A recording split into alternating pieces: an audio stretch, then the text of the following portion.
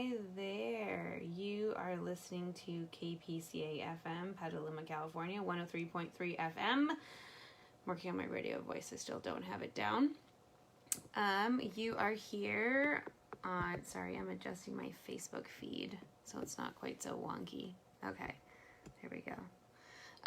You are here with DG the 30-something, and my show is called State of the Union. How appropriate, because the State of the Union just occurred at 6 p.m. with President Trump.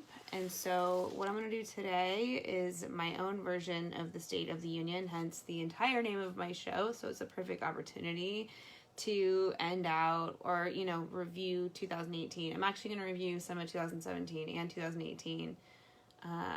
Just to kind of round out the entire State of the Union experience.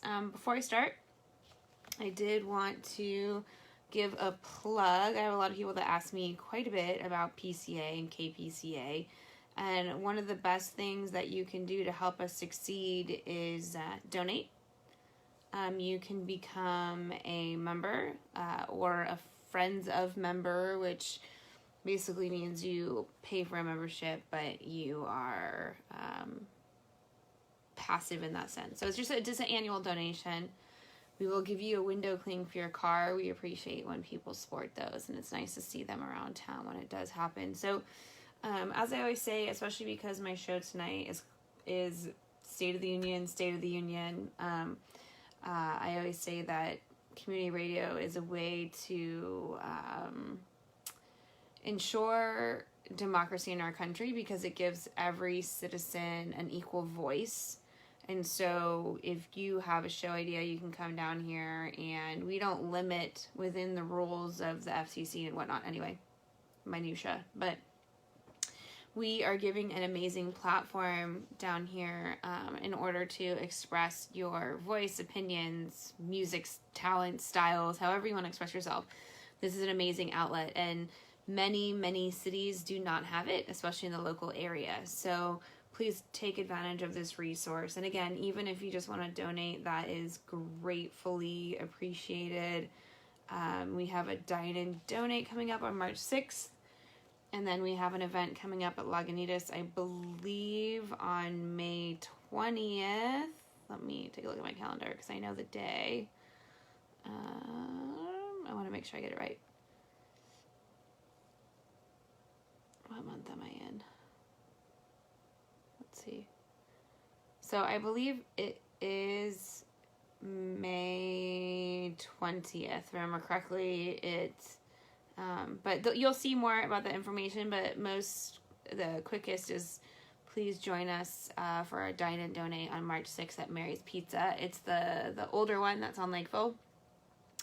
And all you have to do, if you're watching me on Facebook, you can find the event on Facebook, because you need to show either a printout of the, invitation flyer, or show it digitally. So if you have any issues, please contact me. And as I always say, I'm very reachable. I'm very accessible. So if you do have questions after the show, or if you're on Facebook, you can ask them during the show, which I think most of my viewers on Facebook know.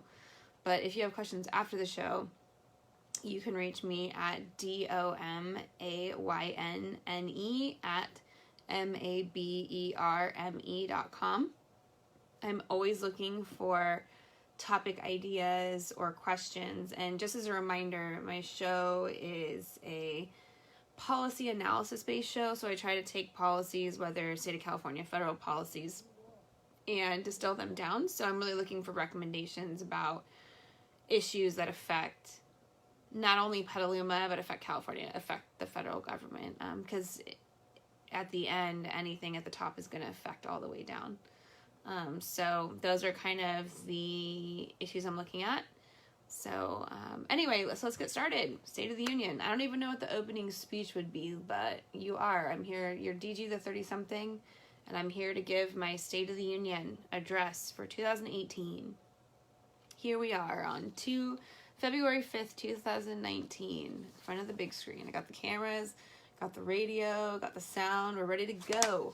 All right, let's do this. So I have this broken up into areas that I did not watch the State of the Union. I should start by saying that. I was busy drinking wine and prepping for the show. So I did not watch the State of the Union. So this isn't a response to the State of the Union. This is my version of the State of the Union. So I have everything broken down into bullet points that I imagined were addressed in the State of the Union. So if there are topics that were covered in the State of the Union that you have questions about, again, you can ask them. I'll address them if you ask them on the Facebook feed, or if you email me at a later time. I don't check my email while I'm in the studio because it's a little much to deal with. But again, please send questions. So I have a lot of content, so let's get this started. So healthcare is my first bullet point. I wanted to review, so again, some of this is from 2017, some of it's from 2018. Sometimes I can't remember because I've been on air for almost 2 years, where it was, to be honest with you, but it's all still really important, relevant information. So with healthcare, I wanted to start with the Champion Act, which is something I talked about quite a while ago, but I think it set a precedent. It was something that Trump's party, I hate to say that it's just the president because it wasn't the president, it was actually Congress, but this was the first time in a long time that the president had an entire support of friendlies within the Congress of the federal government. You know, it hasn't happened in a while. And so I'll get a little bit more into that later. So it's not just him, but this was voted on. So the Champion Act basically increased direct care services. So clinics, it increased FQHCs and some other specialized direct care programs, which I think was how they sold this bill by saying, well, people need care, we're going to improve care. But what it did very, very significantly and borderline violently is that it decreased funding to preventative care. And I've worked with nonprofits and government agencies my entire career, and a lot of the funding that they get, especially when it comes to even health centers, even FQHCs, federally qualified health centers, which is a special specification of clinic, they get a lot of this preventative funding for programming. And so that the Public Health and Prevention Fund was cut by 75%. And, you know, that's a huge hit. I don't think that that's really going to be solid in the end budget, which, again, that's why we had the shutdown over, which I'll go over. My last show was on the shutdown. So if you're super interested in hearing about the shutdown, please watch my last show. It's here on Facebook, and I'll make sure, I have not put on my website yet, but I'll make sure to put on my website because I know it's a popular show. So my website is domenica.ninja. So I will make a promise before I leave the country on Saturday that I will put that on my website. So please watch that one if you're interested in the shutdown. So back to healthcare. There was the removal of the fine for not having insurance. So prior on your taxes, when you did your taxes, you got fined. It wasn't a hefty amount, but you got fined if you didn't have health insurance. So that was removed under the new tax code as of it affects 2018. And so the other thing is, and so the reason is there's been, and one of the other things, sorry, I'm looking down so I can see if there's questions and stuff on my video. Okay. So in addition to this, there's been a general attack on the Affordable Care Act, as we've seen since before the election, during the runtime. There was an attack on the Affordable Care Act to the point that, and I don't call it Obamacare because it's not Obamacare, it's called the Affordable Care Act. It was approved, it wasn't an executive order, it was approved by Congress at the time. And so what has happened is that there has been a major decrease in Latina populations enrolling in ACA, the Affordable Care Act, and / health insurance, because of a fear, and we're talking about legal citizens, because of a fear that they're going to somehow get deported because, and again, immigration's my next point, so that'll be my segue. Before we get there, mental health was defunded. I mean, mental health has already been defunded for quite some time, so it continued to get defunded. and stigmatized. Mental health is always stigmatized. And even though we think in the global sense, when you look at media and stuff, that we're making headway, we might be making some headway, but there's no funding for services. And so one of the number one service providers for mental health is jail and prisons. And so that's kind of where we've fallen in the situation. So I want to talk a second about individual state actions. So states' rights is a thing. States have the rights to pass certain laws and ordinances. And so there's been a lot of actions to defund preventative family planning services and making abortions illegal. There's been a lot of movement across the country in certain states to try to do that. I live in California, and that will never happen. But I also recognize in other states that it is a threat. And this whole defund Planned Parenthood was a complete direct attack on family planning services. So, and even though federal funding didn't go towards the certain services that were being targeted, that was a huge target. So let's get into, I went from saying that there was a major decrease in Latino populations enrolling in ACA and health insurance. So let's go to immigration and talk about why that is. So DACA, I wanted to talk a little bit about DACA. I believe there was an extension granted, but basically the idea was to get rid of DACA. And DACA was a program. It had a slew. Again, I did a whole show on this, or half a show on this. There's a whole slew of requirements in order to be a DACA recipient, and you have to be. Again, you can't have any criminal history. You have all these criteria about being in the country, so it's not some easy. I think it's been made out to, oh, well, immigrants can just come over here legally and be fine. That's not the case. And the whole reason that DACA was rescinded is because of states' rights. So the state of Texas and its affiliates sued the federal government and threatened to, so it was extended to families of DACA recipients.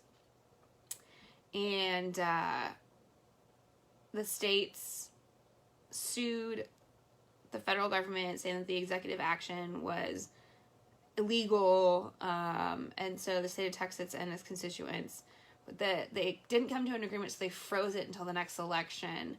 And then, of course, one of the first things that the new leadership did was try to rescind DACA. And so this was a flexing of states' rights, where the individual states that sued the federal government claimed that it was illegal to implement DACA across the board because each individual state had the right to address it. So they sued the federal government. Now, I asked during my DACA show, and I asked now, is how the state of Texas feels about their taxpayer money, millions and millions and millions of dollars going towards suing the federal government. I mean, it's not my opinion to be had, but I'd be pretty upset if it was me. And the state of California ended up suing in the inverse and flexing their own state rights, saying that they refuse to accept the federal judgment on this case. So what we've seen is that, given the lack of enrollment in health insurance services, there's this fear of deportation, even among legal immigrants, because we've seen a lot of stories, and, perhaps the media, they do from time to time kind of make things really extreme, but what we have seen is that legal immigrants are being targeted towards deportation by ICE because they are doing something or they look a certain way. And so it's no shock that even legal immigrants in this country are scared for their citizenship. And there is no good, easy way, not easy, there's no good entry into this country. The immigration process has to be amended because everyone just says, oh, well, then just they should come here legally. Okay, well, everyone wants to come here legally, but there's no entry. There's no good entry or process. And I always, one of the jokes is always that most Americans couldn't pass the test that immigrants have to take in order to be citizens, which is true. They couldn't. So you're asking immigrants who English is their second language to pass these tests and go through all these procedures and fill out all this paperwork and do all these things that most American citizens couldn't mitigate if they tried. And so there's a lot of opinions about that apparently there's there's a feeling that if you're already in the country that none of this applies. I think that everyone should have to take the citizenship test and see where you fall. There's no entitlement just because you're born in this country. And then, you know, a lot of DACA recipients or children of immigrants, you know, there's a lot of stories about how people's parents were being deported and leaving teenage kids here who were born here, so they were citizens, but their parents were being deported. And it's just, it's silly. It's really silly. So I think that immigration has been one of the main focuses in the current leadership in the most recent past. Because there hasn't, I'll get to this in the end. I'm not going to say it now, but that is the main focus of the current leadership, is immigration. And this comes to the wall. We have to build a wall. And I love this meme, so I have to share it because it just cracks me up. It's, we should build a wall with Hillary's emails because people can't get over it. And I think that, you know, it goes to show how satirical but serious this whole idea of building a wall and expecting Mexico to pay for it. And I just keep hoping that I'm going to wake up one day and this is all going to be fake. Like, it's just some bad joke. I don't know. It seems like some bad joke that adults, like grown adults, actually think that building a wall across the border, one, is going to keep people out, and two, makes any sense. That doesn't make any sense. Like, what are we, a kingdom now? We have to have a moat. Should we build a moat and put alligators in the moat outside of the country? I mean, it's completely ridiculous. All right. So, I have a lot of content. Let's do this. So jobs in the economy, I would say the second most talked about issue, because that was one of Trump's main platforms, was increasing jobs and improving the economy, although the economy was already in a good place. So let me just give him the benefit. Let's start with the good news. All right. So there has been an increase in low paying jobs. Just as of today, I saw a article saying that Fiat Chrysler, which is funny because Fiat's not even, anyway, Fiat Chrysler is moving to Michigan from Texas, which means that you can guarantee that your Fiats and Chryslers will cost more. But, you know, there's a whole argument that if you're employing American workers, that's great. Especially in Michigan, they need the help. So I'm not knocking it. So that's the one positive I have in the jobs and economy category. So that was bring manufacturing jobs back to the United States. I'm sure there are huge monetary reasons that people are doing it. There's huge tax breaks. There's huge incentives for the companies to do that. So I'm sure they're rolling in the dough, laughing all the way to the bank. But again, if it does help more Americans, especially in a state like Michigan, which has seen a lot of turmoil, have jobs, then I'm all for that. We'll see how that plays out and how long they stay. But then let's talk about defunding of departments, which obviously hurts jobs. People lose their job if a department's defunded. So departments that were defunded were Indian Health Services, Health and Human Services, which we talked about earlier with the Champion Act, the Department of Energy. So all these departments were defunded or frozen at some time. For some time, the DOE was defunded and frozen, which affected public and private sector because there's a lot of small businesses that rely on Department of Energy contracts, and they had no idea what the prognosis or outcome of their contract was going to be once the funding was frozen, which definitely hurt jobs, definitely hurt business. So that's been kind of an ongoing theme, is defunding departments. The shutdown, like I said, you can watch my entire show on the shutdown that I did last week, 2 weeks ago, and I totally encourage you to do so. It was a show that I'm really fond of, and you know, you'd think, oh, she likes horror shows. I don't. That's actually one that I was very fond of. I thought it was really helpful. So let's talk about the shutdown. I'm not going to go super deep into it because I did that again 2 weeks ago. So the shutdown hurt thousands of jobs. Thousands and thousands of jobs. One of the biggest one is the Coast Guard, was talked about a lot.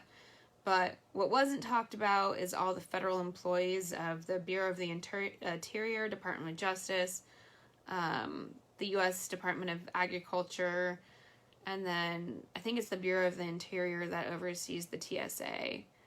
And so we heard most about the TSA and the Coast Guard, but we're also talking about thousands, I think it was 800,000 employees were affected. But we're also talking about other federal employees that were affected by not getting paid for 35 days, somewhere around there. I know I couldn't deal with that. If I didn't get paid for a month, then I'd be up a creek. So power to those people that are able to deal with it. And we're supposedly only in temporary freeze for 3 weeks. What are we in week 2 of that? So we'll see what happens. I think especially during tax season, which is my last commentary on the jobs and economy, is that people are starting to finally realize the implications of the tax changes, because it was sold to the middle and lower classes that they would come out ahead, and now they're realizing that they are not going to come out ahead. The standard deduction was changed, but over time that benefit is not going to be as significant. But then when you also talk about the changes in the deductions that are allowed, they change so much that people now, when they submit their taxes, and then if there's another shutdown, then people aren't going to get their tax returns, and then we don't know if the IRS is actually going to be able to accept the taxes when you do your taxes. And so we'll see how that plays out. And like I said, people are starting to see the fact that the tax changes benefited the wealthy and large corporations. So large C Corps. I always like to say large corporations because my company is a corporation, and corporations are very much demonized, where just because you're a corporation, a majority of the companies in this country are small businesses. So just as a reminder that not all corporations are bad. I always try to correct people when they say that corporations are bad. Just because we're corps doesn't make us bad. But large corporations may not have the best business practices. Education. Let's get to education. Nothing. If someone can correct me on this one, I'd love them to. I have seen no movement in education. We already have a terrible education system. There have been local movements. So if you live in California, I hope you've seen the strikes and stuff that are occurring with teachers in order to get different pay. So that's great. It's great to see the mobilization of teachers. They're still not, it's still an uphill battle because of how the funding structure works, that, there's a lot of predictions that it'll bankrupt the school districts if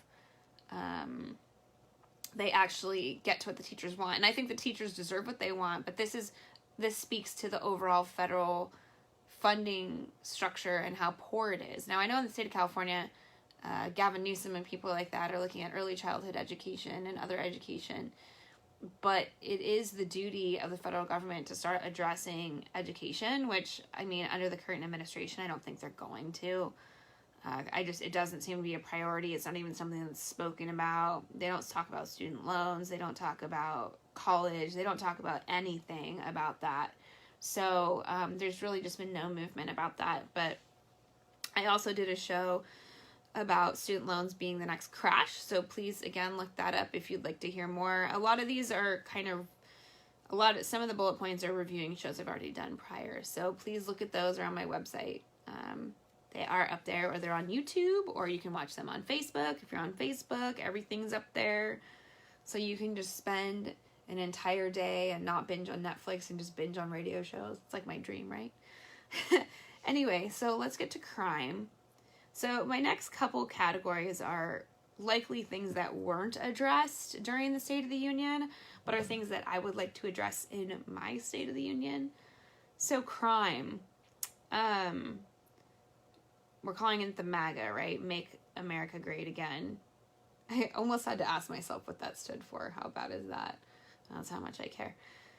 So I care about the subject matter, though. So these crimes, I'm calling them crimes. I have it in quotation marks, but the reason I have it in quotation marks is because they may not be actual criminal offenses where people get arrested, but we're seeing this very hostile conversation between the Trump supporters, we'll call them they're Trump supporters, and various groups. And so, what was it, 3 weeks ago, We saw the kids that went up against a Native American group that was protesting, or I don't even think they were protesting, I think they were marching. And then, you know, a part of the dialogue was like, oh, they're just kids, they don't know what they're doing. That's BS. I'm sorry. You know what you're doing when you're a teenager. And if you don't, then that's your parents' fault, that you don't understand the implications of those kind of actions.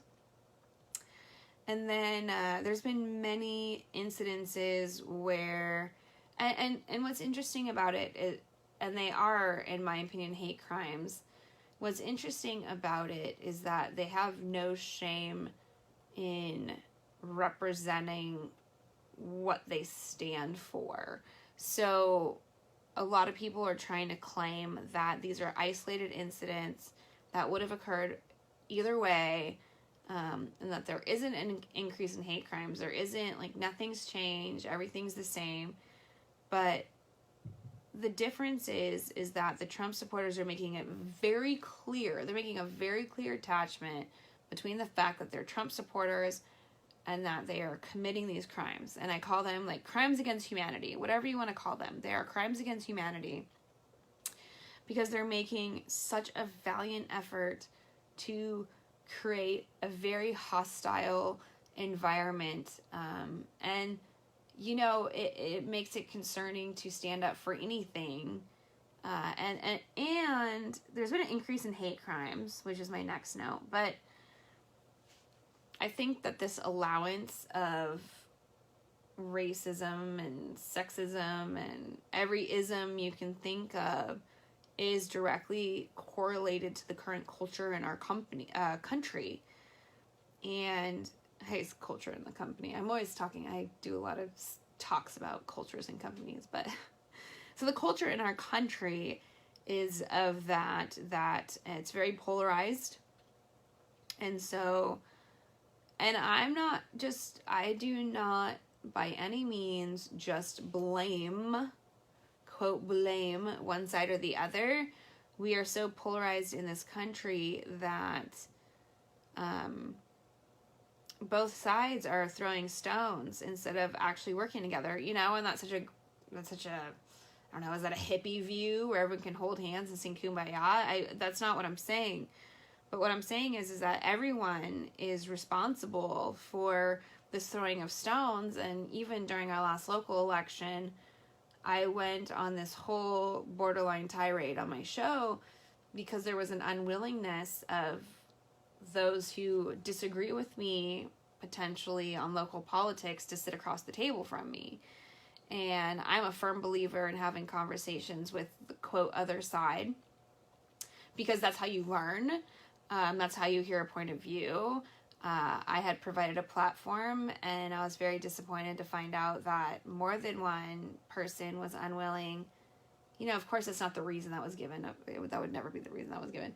But I felt that there was this unwillingness to have a conversation with someone that doesn't necessarily agree with you. And I think that that's where our detriment is that because of the polarization in the country, we're allowing this kind of racist behavior. Again, racist, sexist, whatever you want to. I don't even think that the people that are these kids, I call them kids because they were kids, they were children, they acted like children. A lot of adults are acting like children. And I shouldn't even say that because it's not a good comparison, because children, I think, are a lot more accepting and forgiving. These are just I don't even know what to call them. But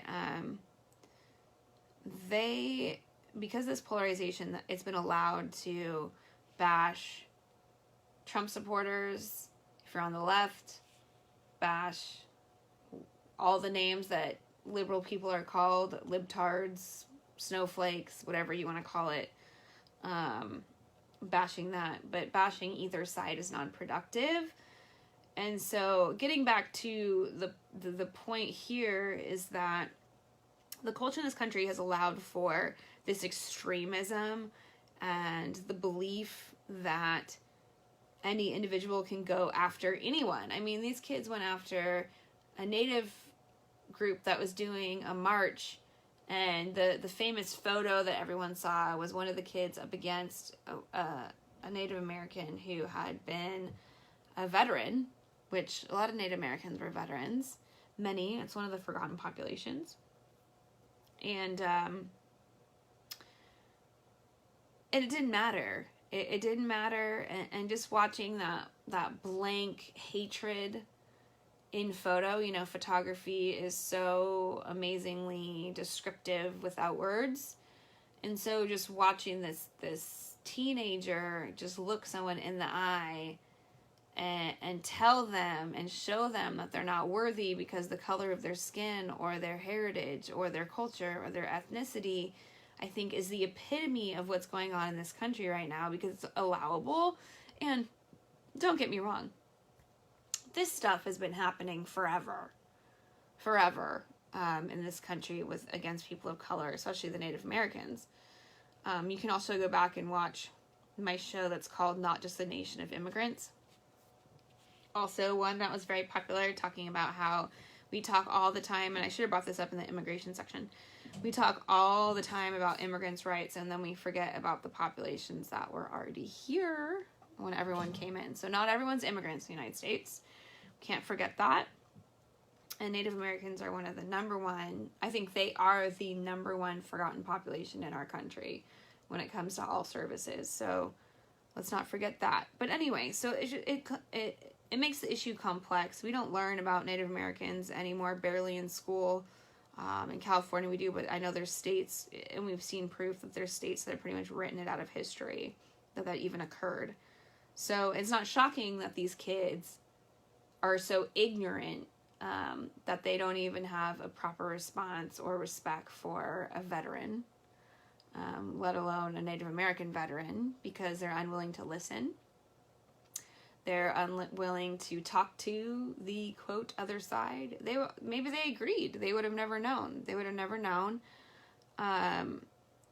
And this school we found after the fact, because the teenagers, it was one of the teenagers or a group of the teenagers did a response. And they were just trying to say, like, oh, it was taken out of context. It's not what we really meant. Da, da, da. Of course it was taken out of context in your mind.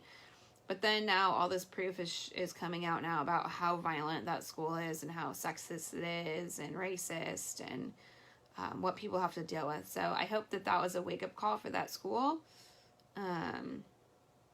in order to make some changes. Because there has been an increase in hate crimes. And, you know, a lot of people say, oh, it's just because social media and people see it more and they have it transmitted more, and that's not the case. We've actually seen increases. And I just put on here, oh my God, the tiki torches, the Charleston protest, it shows how juvenile and not thought out these, quote, protests are. They're all just about inciting violence and disarray. The Charleston protests, it was all white men that were at this protest, and it just went to show. And I should also point out in my crime section that the immigrants have been blamed for a majority of the crimes in the United States, even though we know that a majority of the crimes actually are committed by white men, especially mass shootings. That is a big one, that there's a huge misconception that somehow they're all committed by people of color or extremists, which is not true. It's not true. It's not statistically accurate. Also a show I did, if you want to check that out. So mass shootings are on the rise. So I did a show on, again, I'm looping back, but I did a show on mass shootings, the difference between mass shootings and gun violence. So you can look back to that one too. And I put down these notes about the cradle to prison dynamic, also something I did a show on, about prison reform, because what happens with people of color is that the idea with the cradle to prison dynamic is that people of color are incarcerated and given harsher sentences than their colleagues that are white. And so there's this idea, and I think in DC it was some outstanding number of black men just had made the assumption that they were going to end up in jail. And it was crazy. It was like 85% or something crazy. They just like assumed, well, I'm just going to end up in jail because that's how this is for me, you know? And that's crazy. Come on. We're considered the developed world here, and this is how we're treating our people of color. I mean, it's insane. It's just absolutely insane. All right, so I had to throw in a couple topics that are, I'm sure, were not at all addressed by the State of the Union, but again, I want to address in my State of the Union. I have a category for cannabis, because I live in the state of California, and it is a hot topic here. So, again, I did a show called The War on California, which you can see the cannabis section. It was a very popular show. So, I did want to talk a little bit, so bringing it back to California, and I'm assuming places like Denver or Colorado are experiencing the same issues, but there's been a lot of failures during the legalization. We've seen now, because of the heavy taxation and policy and permits and forms, and those of you that know me know that I do a lot of compliance, governmental compliance. And when you talk about these small cannabis companies that were just making a living, having to deal with all this permitting and taxes and fees and paperwork and all this crazy stuff, I mean, it's crazy. It's crazy for any agency to deal with. But it's no shocker now that everything's going back. Not everything, but there's a significant amount of stuff that's going back on the black market. Because it's just so much easier to sell illegally and not have to deal with all that kind of stuff than it is, you know, so we went backwards, than it is to do it legally and have to deal with all the taxes and all that kind of stuff that I already mentioned. So, that's what happened. It was a failure of legalization. And I just saw something the other day where I think the state of California is going to be lifting the taxes for a while in order to foster the field, because that's been the major issue. I know that at a dispensary in Cotati, the taxes are 27% if you're not a medical marijuana user. So 27%, I mean, come on. It's like the amount of money that's taken out of your paycheck when you get paid. I mean, that's enough. So, there has been this proposed, I don't know if it's proposed or passed, please correct me because I'm not sure, I just saw the article on the fly, but we'll just call it a proposed situation to freeze taxes on cannabis companies in order to kind of facilitate the situation again, to get it back on board. And I'm sure the state realizes that there is a lot of illegal selling going on because it's not sustainable to run a company for most people unless you have a large cannabis company, unless you're running a very large cannabis company. So there are more states that are moving toward legalization. I wouldn't, quite frankly, be shocked if it wasn't federally legal, but through the caveat that it's federally acceptable, but each state has to pass it on its own. I think that that's probably the arena that's going to go through. Or if it doesn't work that way, the federal government will basically say, like, we're not going to intervene. I don't think that's going to happen under the current administration. That's just what I predict will happen, is where they're going to say, well, we won't intervene, or we're going to consider it federally acceptable, but each individual state will be charged with managing it or making it legal. So I have to talk about this. So California, state of California, is supposed to be so progressive. So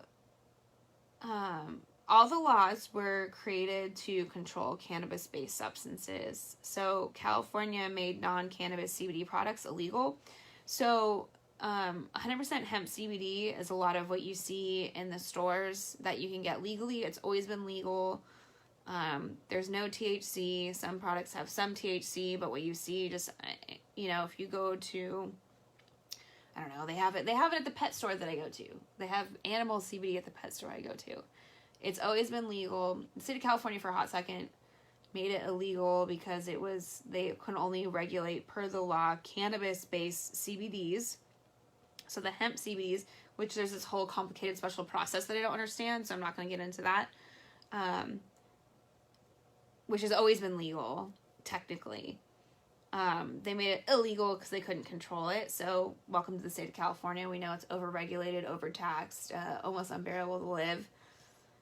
But so something that Trump did that was good, his administration, his Congress did, was they passed a farm bill which made the production allowed. And this was an interesting, again, I'm not an expert in this, so I can't talk at length about this topic. I can link you with people that can if you want to know. But because this farm bill was passed, it actually made production allowed. And that the state of California couldn't then say that it was illegal because of the hemp production. So that is something that the Congress did right for a lot of CBD producers all over the country. A lot of them are in California. So that was a huge success. I know. I'm going to grab some water.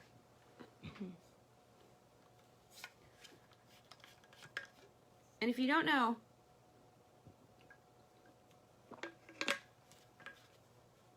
what I should say about CBDs, just as a side note, is that CBD is, I'm not going to try to tell you what it stands for right now because I'm having a brain fart, even though I know what it stands for.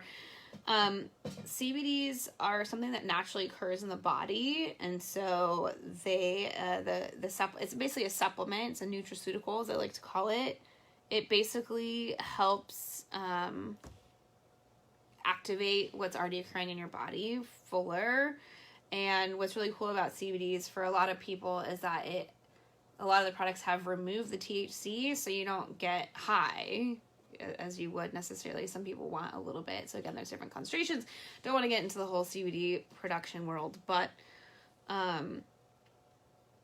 so it's a really cool product to use, and it's used for anxiety, chronic pain, localized pain, a whole bunch of different appetite, a whole slew of things. So anyway, you can look more into that if you want to, but it's a really cool thing. So when the hemp CBD became illegal for a hot second there was a lot of fear among all the mom and pops that created the hemp CBDs.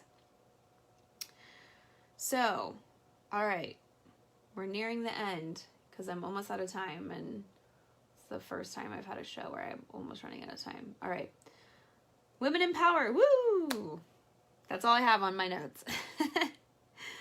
So I did a show on women in power, which talked about all the statistics of, the changes of women in power and all that kind of stuff. But it's not only about women in power. There's been a huge increase in diversity in the Congress, and the Congress was flipped, Democratic. I'm not going to say that doesn't matter, but we'll see. The proof is in the pudding. We'll really see what that looks like movement-wise. But I'm excited to see what happens, just like anyone else. But it's always an uphill battle. So this isn't only a success because there's more women in power. It's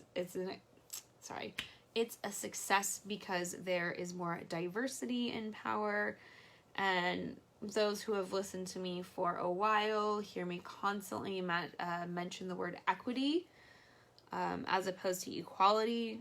And so it's already part of my vocabulary, but I'm encouraging for people to join me in 2019 using the word equity instead of equality. But in order to use the word, you have to understand the difference. So equality is giving everyone the same opportunity regardless of their situation.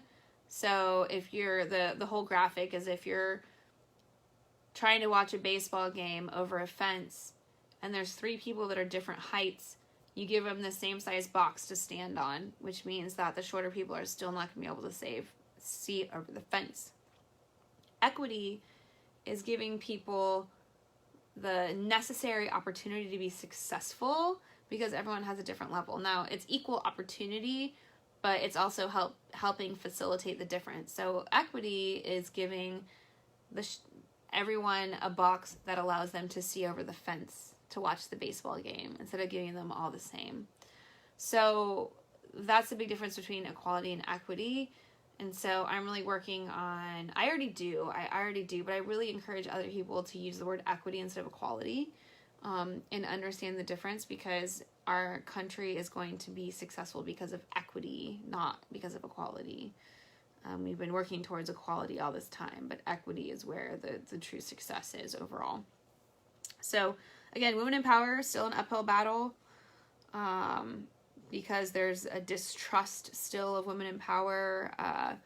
You know, back when Hillary was running the first time against Obama, it was like Jimmy Kimmel or Jimmy Fallon or one of these people went out in the streets and started asking women even about if they would vote for a woman in office. And, you know, and I point out the women because, you know, this is what we do to each other. And they're basically saying like, oh, well, women get emotional and they can't run a country. Like, I would never want to run a country, so other women can't run a country. So we still have an uphill battle about that, but I really, really think that this is a step in the right direction in order to have support for women in power. So like I said, woohoo, that's what I have on my notes. Woohoo, woo. All right, so closing, let's do this. Before my first note on the closing says, why me? Totally a joke, but my show does take a significant amount of preparation, so I hope you appreciate it. Watch it and share it. So I wanted to start by talking about executive orders. So in 2018, Trump signed 37 executive orders. And so you can find all this at the federalregistry.gov. You can find, I think, I'm assuming every president ever where executive orders were a thing, you can see how many they've filed. So the reason I bring this up is, again, giving the benefit of the doubt. So Obama did 276 under his 8 years, which means that's an average of 34 executive orders a year, and Trump did 37 this year. If you go to federalregistry.gov, you can actually see every single executive order that was passed, if you're interested in that. If you just, you know, on a rainy day, want to read through that kind of stuff, which there are some really interesting ones. I certainly didn't go through every single one, but I perused through, and there were some really interesting ones, like some random ones too, that you don't even know are happening, and it happened. So I just wanted to point that out. But the other side of it is that I don't feel that executive orders were as necessary under Trump because he did have support of the Congress, so he didn't really have to pull the executive order play. He could let it go through Congress, and they would have been in agreement, and so it would have been fine. So in my opinion, very little has actually been accomplished in a tangible way. I find that while Trump is incredibly abrasive and idiotic and narcissistic and very hard to look at, I don't think that a whole lot's really been accomplished. I don't think that there's been a lot of movement. I think he's a sitting duck at this point, and I think he squawks a lot, and a lot of people get upset by his squawking. But what we forget to look at is what's actually being accomplished. We get so caught up in the squawking that we forget, like, oh, well, what's this actually accomplishing? Nothing. It's not actually accomplishing anything. And we're so distracted by this wall situation that we're missing kind of everything that's actually on the ground level that's happening, that's on the floor, like our healthcare being affected and immigration being affected in real ways, not the wall, the stupid wall, the idiotic wall. So what do I expect for 2019? I don't know. Another year of nothing. Another year of empty threats. Can we expect the shutdown to start again? I really hope not, because that is a huge detriment to the American people and employees. But if the promises are upheld, then the government will shut down again in a week and a half or so. And, you know, how long is this quote power play going to happen? I don't know. I mean, I think it's ridiculous.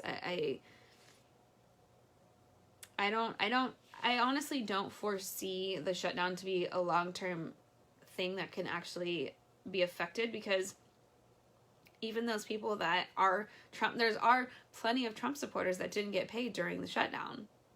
And, like, I would love to talk to them and say, like, well, how do you feel now? You didn't get paid. And it was this shutdown was was due to the fact that he refused to sign the budget. So this is a circumstance where he is to blame. directly for the shutdown. Unlike many other things that I always say, like, you can't blame him or one person, but this is something that he directly is responsible for himself. So, I think that in 2019, one of the major focuses for the people of the United States is going to be the tax changes. Because I think that after people do their tax, hopefully we're not another shutdown so we can all get our tax returns. But I think people are going to be looking at the tax changes because it does benefit large corporations and the rich. Unlike the promise. The promise was that the taxation changes would assist the working and lower class, which they aren't. They aren't going to. The standard deductions slightly higher, but I think the net effect is not going to be great. And you've already, well, if you are looking at news articles and stuff like I am, you've seen that there are already articles talking about how people are upset with how their taxes are turning out. And it's been a huge stressor on our tax accountants. My accountant, she's had to go through special training to even do our taxes this year because it's so convoluted and so complicated what they did. And again, I did a whole show on that, the proposed changes at the time. So I already talked about equity versus equality. And so I think in closing, again, I talked about healthcare, immigration, the economy, education, crime. Well, let's take out crime and cannabis because those are two ones that I just added my own. So healthcare, immigration, jobs, economy, and education. Really, at the end of the day, little to nothing has been accomplished in any of these arenas, in my opinion. There hasn't been a lot of movement. There's been a lot of squawking. There's been a lot of pointing of fingers. But if we really want to see movement, we need to calm down. We need to listen. We need to be willing to have conversations across the table with people that we don't agree with, and productive conversations, listening skills. I feel like I'm a kindergarten teacher, but that's what's going to be necessary in order to really see change in this country. And I think that I do believe that Trump is becoming a sitting duck. So it's about talking to your representatives, doing your very best to make sure that they represent their constituency and represent you. They can only, they can't represent every single person in their constituency, but they can represent the vast majority of their constituency. And we're very lucky in the state because I do agree that they do represent the constituency, a majority of the constituency. Again, you can't make everyone happy. There's no way you can make everyone happy. But they do represent that. But there's many other states where they are only acting in their own personal interest. They're not acting in the interest of their constituency. We've seen that time and time again. So anyway, that is all I have for you today.